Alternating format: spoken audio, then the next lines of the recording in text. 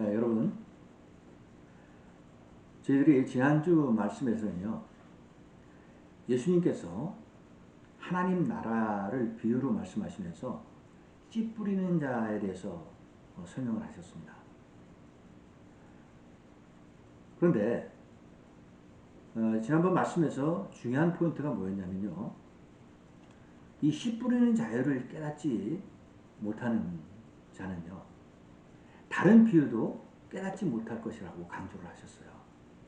그러니까 씨 뿌리는 자의 비유가 그만큼 중요하다라고 말씀을 하신 겁니다. 즉 여기서 씨는 곧 뭘 상징하냐면 하나님 나라의 복음, 즉 하나님의 말씀을 상징하는 것인데, 예수님께서 이 땅에 오셔서 복음의 씨앗을 뿌리신 겁니다. 자, 그런데 이 복음을 받는 우리들은 이 복음을 받았을 때 우리의 마음속에 어떠한 것들이 나타나냐면 네 가지의 마음밭이 나타난다고 그렇게 말씀하셨어요.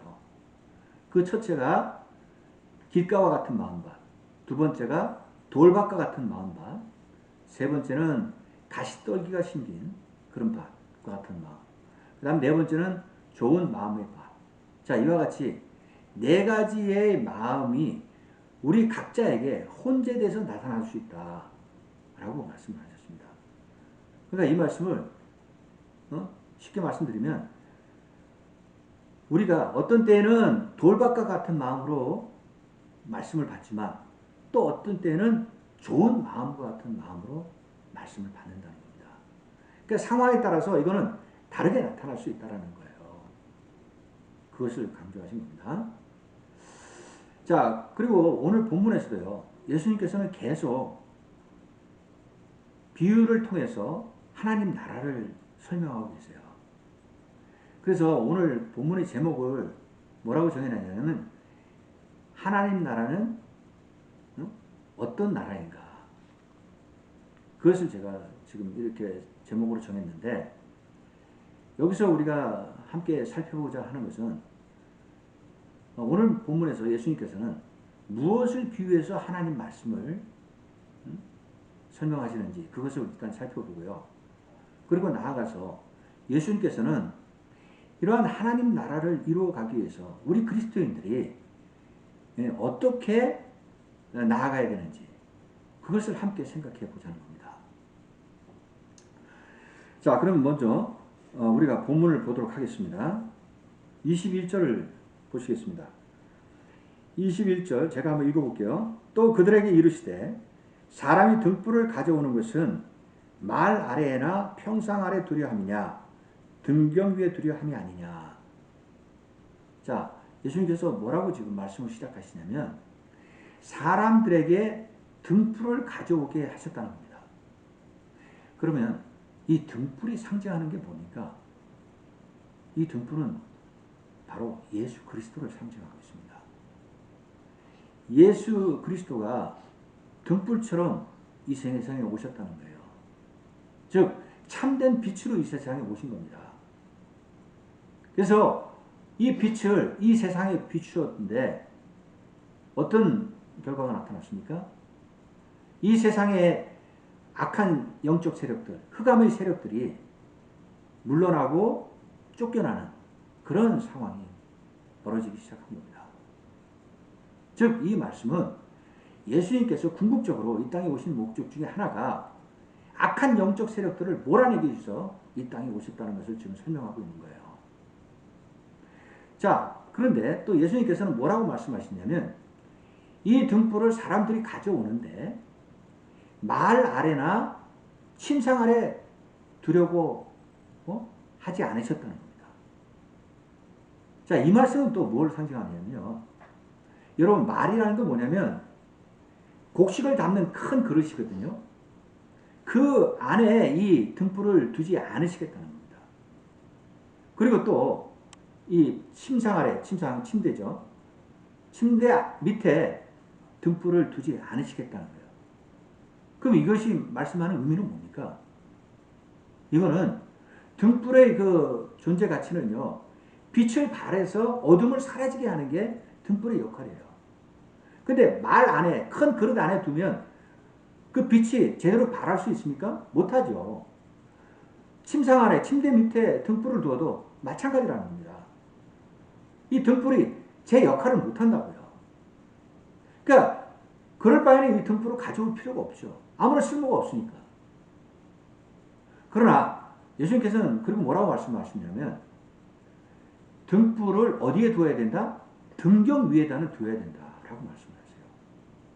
이 등경이 뭐냐면 등잔대 같은 거예요. 옛날에 우리 시골에 가면요, 이렇게 심지에다가 불 붙여서 등잔대에다 놓잖아요. 예, 그게 말하는 등경인데, 그 등경 위에다가 등불을 놔야지 이 빛이 제대로 발해서 어두운 사방을 비추고 밝게 만든다는 겁니다. 그때 등불이 제대로의 그 역할을 한다는 거죠. 그러니까 지금 궁극적으로 이 말씀은 뭘 상징하는 거냐면 예수님께서 이 등불의 비유를 통해서 이 세상에 빛으로 오셨다는 겁니다. 그럼 여기서 이 빛이 하는 역할이 뭐냐? 지금까지는 하나님 나라의 복음 비밀이 감추어지고 숨겨져 있었다는 거예요. 그러나 이제 예수님이 이 땅에 오신 뒤에 애프터에는 어떻게 되냐? 그 복음이 많은 사람들한테 드러나고 알려지게 됐다라는 것을 지금 말씀하고 있는 겁니다.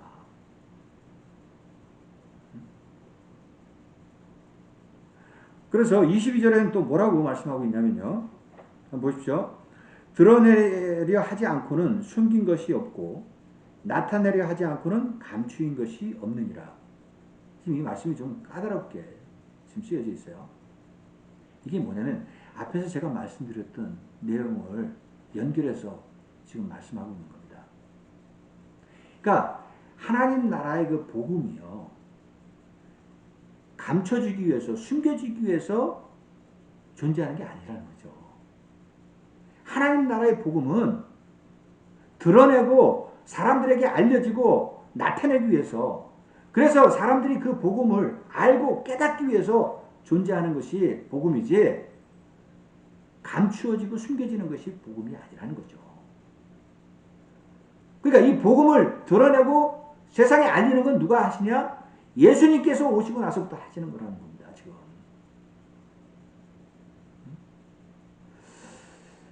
근데 여기서 우리 그리스도인들이 하나 생각해야 될 게 있습니다. 여러분, 우리도요, 하나님의 부르심을 받아서 지금 그리스도 안에서 살아가는 하나님의 빛된 자녀들이에요. 예수 그리스도가 이 땅에 와서 복음의 빛을 비추시면서 하나님 나라를 전하고 알리셨듯이 우리도 그 사명을 감당해야 된다는 겁니다. 우리도 그리스도의 빛이 되어서 이 세상에 하나님 나라의 복음을 전하고 알리는데 최선을 다해야 된다고 지금 강조드릴 수 있다는 거죠. 따라서 누가복음 8장 17절에서도 보면요, 뭐라고 기록하고 있냐면 숨은 것이 장차 드러나지 아니할 것이 없고 감추인 것이 장차 알려지고 나타나지 않을 것이 없느니라 라고 오늘 본문의 말씀을 좀 더 누가복음에서는 구체적으로 설명하고 있는데, 그러니까 지금까지 예수님이 오시기 전까지는 하나님 나라의 복음이 숨겨지고 감추졌다는 거예요. 그러나 예수 그리스도가 오시고 난 뒤에는 이 복음이 세상 밖으로 드러나고 많은 사람들에게 알려지게 됐다라는 것을 지금 여기서도 강조하고 있는 겁니다. 그러니까 지금 여기서 결론적으로 말씀드릴 수 있는 것은 우리가 예수님처럼 등불의 존재처럼 살아가야 된다는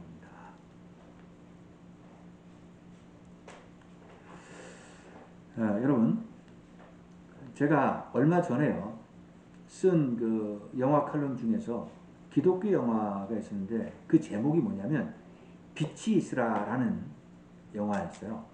이 영화의 내용을 잠깐 말씀드리겠습니다. 이 영화의 주인공은 하켄스라는 유명한 신학자인데요. 이 신학자에게는 아들이 셋이 있었어요. 근데 이 막내 아들이 9살 됐는데 암에 걸린 겁니다. 그래서 이 하켄스가 이 아들이 너무나 암으로 고통받고 괴로워하는 것을 보면서 하나님 앞에 나가서 기도합니다. 제발 내 아들, 막내 아들 데이비를 살려달라고. 정말 간절하게 기도를 해요. 그런데 그 기도에 대한 응답을 받지 못하고 이 막내 아들 9살 데이빗은 사망을 하게 됩니다. 그 후부터는요, 이 하켄스가 완전히 변해버립니다. 하나님은 이 땅에 존재하지 않는다. 하나님은 살아계시지 않는다. 완전히 무신론자처럼 변하면서 하나님을 신랄하게 비판하고 그런 많은 사람들한테서 자기의 간증을 이야기하면서 하나님 존재는 없으니까 마음껏 세상을 즐기라고 그런 식으로 이야기를 해요. 그리고 이 하켄스는 아내와 케이트하고 이혼을 하고 혼자 살면서 매일 술에 찌들어서 살아요. 술로 세월을 보냅니다. 그러던 어느 날 파티에 참여해서 또 술을 많이 마신 상태에서, 그러니까 만취된 상태에서 자신의 승용차를 몰고 가다가 결국 자동차 사고가 나는데 의식불명의 상태가 되죠. 그래서 병실에서 생사를 지금 오고 가는 그런 상황 속에서, 그런데 환상 속에서 누구를 만나냐면요, 죽은 아들 데이빗을 만나게 돼요. 근데 이 아들이 아빠에게 뭐라고 하냐면, 아빠는 지금 여기 오시면 안 돼요. 빨리 돌아가세요. 라고 이야기하면서, 아빠 부탁이 있는데 제발 빛이 있게 해주세요. 빛이 있게 해주세요. 2번을 반복해서 이야기를 합니다. 그러한 가운데 얼마 후 이 하켄스 박사는요, 의식이 돌아와서 깨어나게 돼요. 다시 살아난 겁니다. 그 뒤에 이 하켄스 박사는요, 자신이 경험한 이 사후세계의 체험을 많은 사람들한테 강연해서 알리고, 그리고 의사들한테도 이야기하고 친구들한테도 이야기를 하는데 사람들이 그의 말을 믿으려고 하지 않아요. 그래서 낙심하고 좌절하다가 결국은 전처인 아내 케이트를 만나서 데이비를 만났던 그 환상, 사후세계를 체험한 걸 이야기하죠.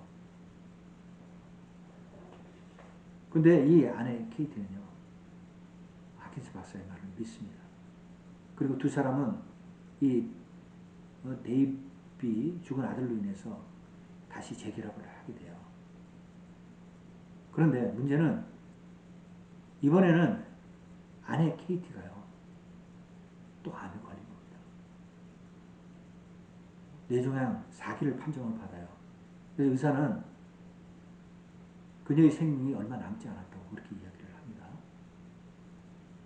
그런데 이 두 사람은 이에 좌절하지 않습니다. 그리고 죽은 아들 데이비를 위해서 그 아이가 이야기한 빛이 있게 해주세요. 그 컨셉을 가지고요, 거대한 프로젝트를 구상하는데, 그 내용이 어떤 거였냐면, 세계적으로 방송되는 헤이트 쇼에서 크리스마스 이브 날 전 세계인들이 핸드폰 라이트를 켜는 것을, 이벤트를 계획을 하죠. 그래서 결국 이게 실행을 하게 됩니다. 마지막 장면에서는요, 전 세계인들이 크리스마스 이브 날 핸드폰 라이트를 켜는데 그 모습을 본 이 아내 케이티가 정말 세상이 아름다워요 라고 마지막 말을 하고 하킨스 박사 품 안에서 사망을 합니다. 자, 이 영화에서 우리에게 지금 주고 있는 메시지는 뭐냐면요, 예수 그리스도가 이 땅에 참빛으로 오셨다는 겁니다. 참빛으로 오셔서 이 세상을요, 환하게 밝히시고 인류가 하나 되게끔 사랑을 주시고 화합하게 하셨다는 것을 지금 강조하고 있는 거예요. 따라서 여기서 우리 그리스도인들이 다시 한번 생각해야 될 것은 우리도 예수님처럼 이와 같은 빛과 같은 존재로 정말 많은 사람들한테 빛을 비추는 그런 삶을 살아야 된다는 것을 지금 강조하고자 합니다. 자, 이어서 23절을 보십시오. 들을 귀 있는 자는 들어라 라고 지금 앞에서 9절에서 했던 말씀을 다시 한번 말씀해서 반복하고 있어요. 자, 그럼 이만큼 이게 중요하다는 이야기인데, 그러니까 이 말씀은 뭐냐면 우리 그리스도인들이 하나님의 말씀을 듣는 것에서부터 시작해야 된다는 겁니다. 그래서 말씀 듣는 게 중요하다는 거예요. 말씀을 들어야지 우리가 말씀을 깨닫고 알게 되고, 그리고 말씀 안에서 살아가면서 순종하는 자녀의 모습으로 살아간다 라는 것을 지금 예수님께서 강조하시고 있다는 겁니다. 그런데 우리가 좀 더 이거 깊이 있게 생각해 보면 어떻게 또 이야기할 수 있냐면요, 복음의 말씀은 예수님을 통해서 이 땅에 뿌려졌어요. 근데 말씀을 들었을 때 어떤 사람들은 이 복음을 깨닫고 아는데, 한편 또 말씀을 들어도 어떤 사람들은 복음을 깨닫고 알지 못한다는 거예요. 그게 문제라는 겁니다. 그래서 궁극적으로 예수님께서 지금 하시고자 하는 것은 말씀을 제대로 듣고 우리가 말씀 안에서 진정한 그리스도인으로 살아가려고 노력할 때, 그때 우리가 하나님의 놀라우신 축복이 임한다 라는 것을 지금 강조하고 있다는 겁니다. 자, 그럼 이어서요 24절을 보십시오. 또 이르시되 너희가 무엇을 듣는가 스스로 삼거라. 너의 헤아리는 그 헤아림으로 너희가 헤아림을 받을 것이며 더 받으리니. 지금 예수님께서 뭐라고 말씀하시냐면 너희가 무엇을 듣는가 스스로 삼가라. 그러니까 하나님의 말씀을 들을 때 어떻게 들어야 되느냐를 말씀하시는 거예요. 신중하게 가려서 조심해서 들어야 된다고 지금 말씀하고 있는 겁니다. 말씀을 함부로 막 들어서는 안 된다는 거죠. 우리가 그걸 냉철하게 판단할 수 있고 분별할 수 있도록 들어야 된다는 거예요. 그러면서 뭐라고 그러시냐면 너의 헤아리는 그 헤아림으로 너희가 헤아림을 받을 것이며 더 받으리니. 이 말씀은 마태복음 7장에 나오는 말씀이에요. 이 앞에 어떤 말씀을 하시냐면 너희가 남을 비판하지 말라는 겁니다. 비판하면 오히려 너희가 비판을 받게 될 것이다 라고 말씀하시면서 남의 들보는 보고 왜 너희 들보는 보지 않느냐, 그 말씀 속에서 이 말씀이 나오고 있거든요. 근데 이 말씀은요 유대인들이 자주 사용하는 격언이에요. 근데 오늘 본문에서는 이 말씀을 그대로 해석하기보다는, 그 말씀으로 의미로 해석하는 것보다는 이 본문의 문맥상 어떤 말씀으로 해석해야 되냐면요, 우리가 말씀을 들었을 때 영적인 어떤 깊이와 영적인 어떤 분별력을 가지고 말씀을 들어야 된다라는 것을 지금 강조하고 있는 거예요. 그랬을 때 영적으로 더 풍성해지고 하나님 말씀을 올바르게 듣고 우리가 깨달을 수 있다라고 지금 강조하고 계시는 겁니다. 자, 그러면서 25절에서는 있는 자는 받을 것이요 없는 자는 그 있는 것까지 빼앗기리라.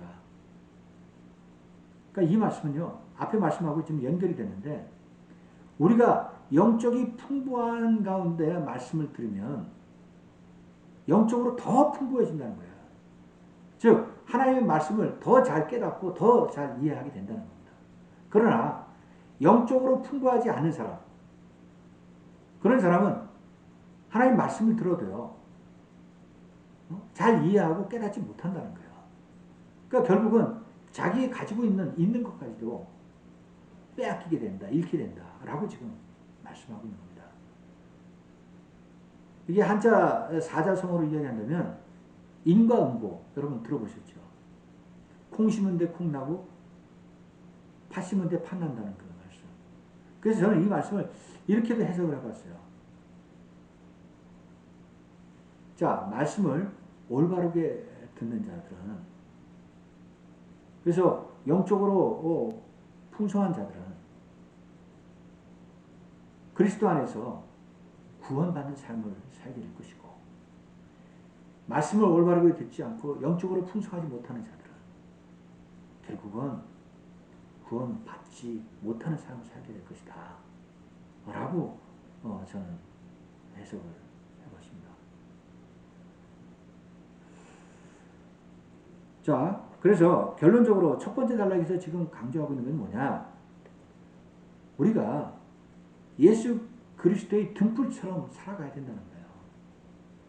예수 그리스도가 이 땅에 빛으로 오셔서 하나님 나라의 복음을 드러내시고 알리시고 전하신 것처럼 우리도 예수 그리스도가 했던 그 사명 그대로 받아서 하나님 나라의 복음을 전하고 알리는데 최선을 다해야 된다라는 것을 지금 강조하고 있는 겁니다.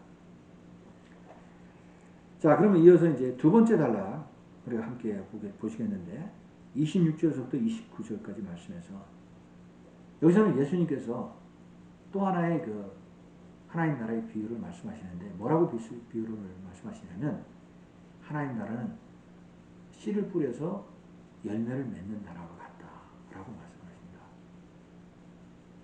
근데 어떻게 보면 앞에서 우리가 씨 뿌리는 자 비유와 비슷하게 들리실지 모르지만 내용은 다릅니다.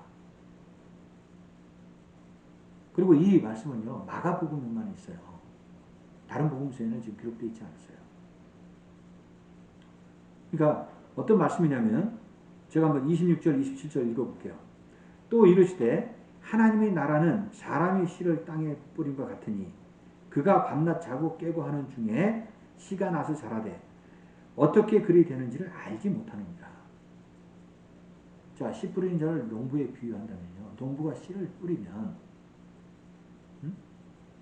그 씨가 땅에 떨어져서 자라게 되는데 근데 궁극적인 건 뭐가 문제냐면 농부는 이 씨가 어떻게 자라는지를 모른다는 거예요. 지금. 그걸 지금 말씀하고 있는 겁니다.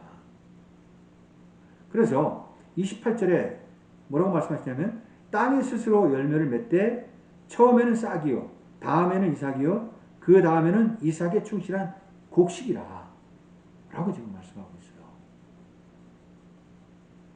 중요한 것은 뭐냐면 땅이 스스로 자라게 한다는 겁니다.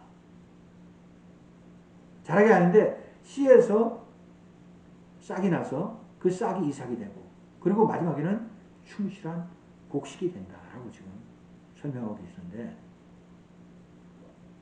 이 말씀에서 예수님께서 지금 중요하게 우리에게 강조하시려고 하는 포인트는 뭐냐? 농부가 씨를 자라게 하는 게 아니라는 겁니다. 농부는 씨를 뿌리는 역할만 하는 거예요. 즉 사람이 씨를 자라게 하는 게 아니라고 말씀하시면서 씨를 자라게 하는 건 누가 하시느냐? 하나님이 하신다는 거예요. 하나님이 주체가 되셔서 하나님의 다스림과 하나님의 섭리 안에서 씨가 자라게 된다는 거예요. 결국 이건 뭐 이야기하냐면 우리가 복음의 씨앗을 뿌리잖아요. 그러면 하나님 나라가 확대되고 성장하게 되는데 그리고 마지막에는 이 하나님 나라가 완성이 되는 거예요. 근데 그 성장시키고 자라게 하는 건 누가 하시냐? 하나님께서 하신다는 것을 지금 강조하고 있다는 겁니다. 그걸 우리가 깊이 있게 깨달아야 되고요. 그래서 마지막에는 뭐라고 기록하고 있냐면 열매가 익으면 곧 낯을 드나니 이는 추수 때가 이르렀습니다. 그래서 마지막에는 열매가 익었다고 이야기해요. 그 여기도 굉장히 상징적인 의미가 굉장히 커요. 열매가 익었다는 것은 뭘 상징하느냐?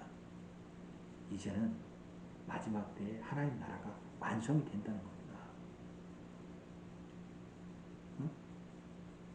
그러면 하나님 나라가 완성이 된다는 건 결국 뭘 이야기하느냐? 인류의 종말의 때가 온다는 거예요. 그래서 오늘 본문에서 뭐라고 이야기하냐면 이어서 그때는 낫을 된대요. 낫을 된다는 것은 지금 잘라낸다는 거 아니에요. 여기서 상징하는 의미는 뭐냐? 인류의 마지막 때는 예수 그리스도가 재림하셔서 이 세상을 심판하신다는 겁니다. 우리 인간들을 심판하신다는 것. 그것을 지금 상징적으로 말씀하고 있는 거예요. 그래서 지금 두 번째 단락에서 궁극적으로 예수님께서 강조하는 것은 우리 그리스도인들은요, 끊임없이 복음의 씨앗을 뿌려야 된다는 것을 지금 강조하세요. 우리가 뿌리면 그 씨를 자라게 하고 성장시키고 하시는 분은 누구다? 하나님이시라는 거예요. 그래서 하나님 나라는 결국 하나님이 다스려 가시고 하나님이 이루게 되신다 라는 것을 말씀하고 있는 겁니다. 자, 그리고 마지막 세 번째 단락 30절에서부터 32절까지인데요. 여기서는 예수님께서 또 하나의 비유를 겨자씨 하나를 비유하고 계세요. 제가 한번 읽어보겠습니다. 또 이르시되 우리가 하나님의 나라를 어떻게 비교하며 또 무슨 비유로 나타낼까? 겨자씨 하나가 같으니 땅에 심길 때에는 땅 위의 모든 씨보다 작은 것이로되 심긴 후에는 자라서 모든 풀보다 커지며 큰 가지를 내나니 공중의 새들이 그 그늘에 깃들일 만큼 되느니라. 지금 여기서 말씀하고 있는 겨자씨 하나를 상징하는 것은요, 아주 작다라는 겁니다. 다른 씨보다 겨자씨는 작아요. 그 작은 것을 지금 강조하시는데, 여러분, 이 유대인들은요, 이 겨자씨를 보잘것없이 생각했어요.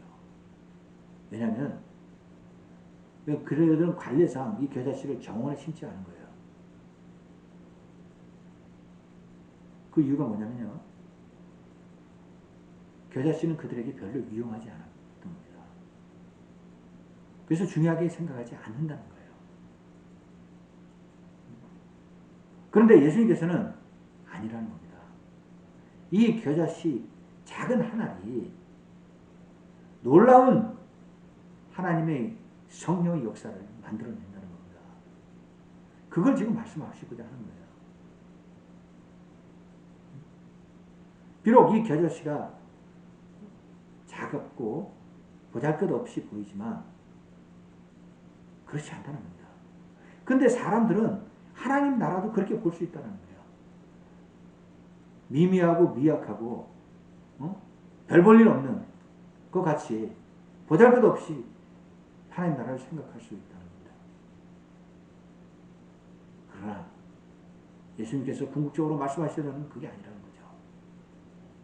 이 겨자씨가 땅에 심겨져서 자라게 되면 어떤 풀보다 더 크게 자라는데 이게 마치 큰 나무처럼 성장해서 변화된다는 거예요. 원래 이 겨자씨는요, 나무과에 속하는 씨가 아니에요. 그냥 식물과에 속하는 씨인데 이게 이렇게 놀라운 기적을 나타낸다는 겁니다. 누가 그렇게 하신다는 거예요? 하나님께서 그렇게 하신다는 거거든요, 지금.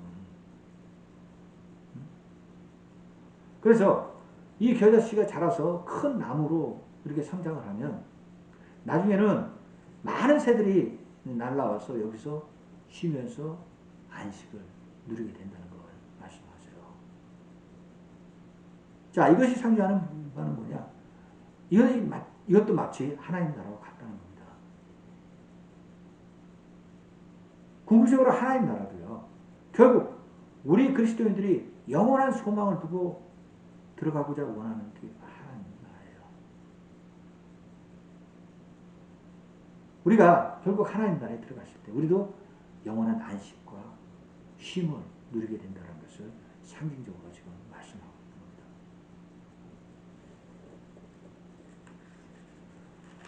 자, 그래서 이 세 번째 단락에서도 지금 강조하고자 하는 것은 뭐냐? 이 겨자씨 한 알이요, 작지만 나중에 크게 자라서 창대한 나무가 되듯이 하나님 나라도 마찬가지라는 겁니다. 복음의 씨앗이 뿌려지지만 이 씨앗이 자라서 결국에는 위대한 놀라운 하나님 나라가 완성된다는 것을 지금 강조하고 있는 거예요. 그래서 우리는 끊임없이 이 하나님 나라를 위해서 이 땅에서 헌신하며 봉사하며 나아가야 된다는 것을 지금 강조하고 있는 겁니다. 자, 그러면 오늘 본의 말씀을 요약을 하면요. 지금 예수님께서는 하나님 나라의 비유를요, 등불에 비유하셨고요. 그리고 또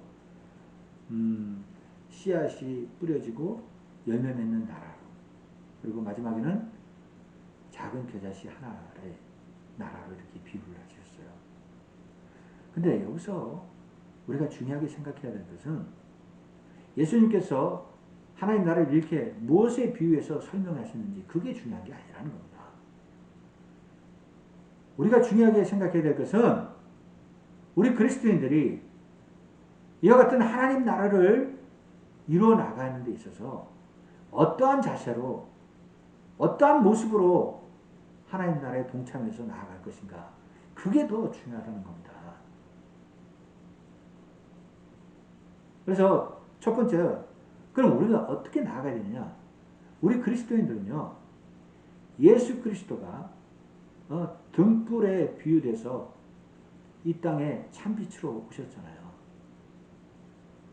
그러니까 우리도 마찬가지로 합니다. 우리도 복음의 빛을 바라는, 비추는 그러한 그리스도인이 돼야 된다고 말씀하고 있어요. 그러니까 궁극적으로 우리가 해야 될 일이 뭐냐? 아직 하나님을 모르고 믿지 않는 자들에게 복음의 빛을 비춰서 그들이 구원받는 삶으로 살아갈 수 있도록 우리가 그들을 전도하고 복음의 씨앗을 뿌려야 된다는 것을 지금 말씀하고 있는 거예요. 그 다음에 두 번째는요, 우리 그리스도인들은요, 끊임없이 복음의 씨앗을 이 땅에 뿌려야 된다는 겁니다. 우리는 뿌리는 역할을, 사명을 감당하면 나중에 이 씨앗을 자라게 하시고 그 다음에 열매를 맺게 하시는 것, 그건 누가 하시느냐? 하나님이 하신다는 거예요. 그걸 지금 강조하고 있는 거예요.